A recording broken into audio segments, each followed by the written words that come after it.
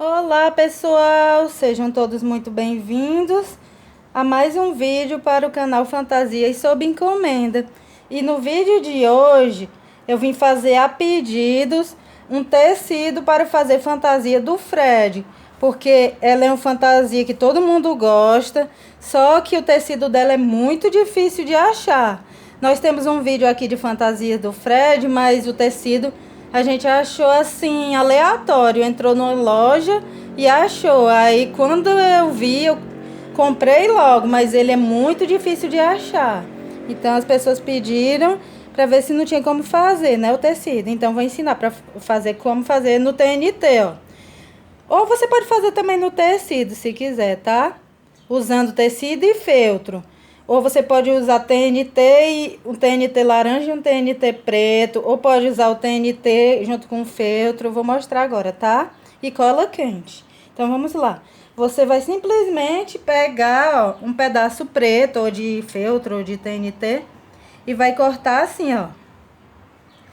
Parecido um pedacinho de pizza, um triângulo. Pronto, vai só fazer isso, ó.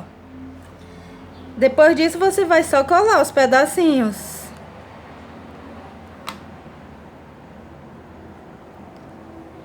Ó. Vai só colando assim, aleatório. Um virado para um lado, outro virado para o outro.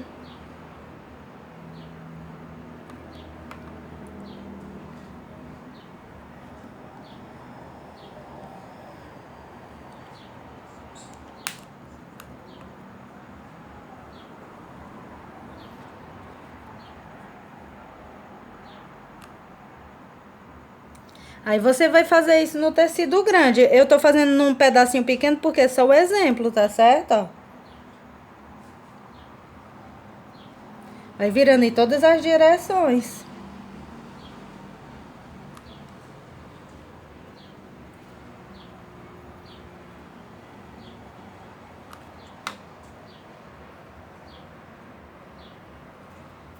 Pronto, e o nosso tecido da roupa do Fred tá pronto.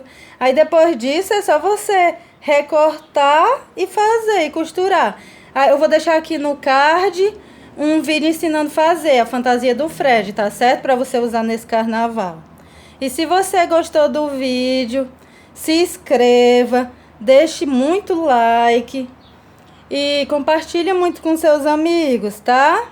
Muito obrigada por assistir. Até o próximo vídeo. Tchau, tchau.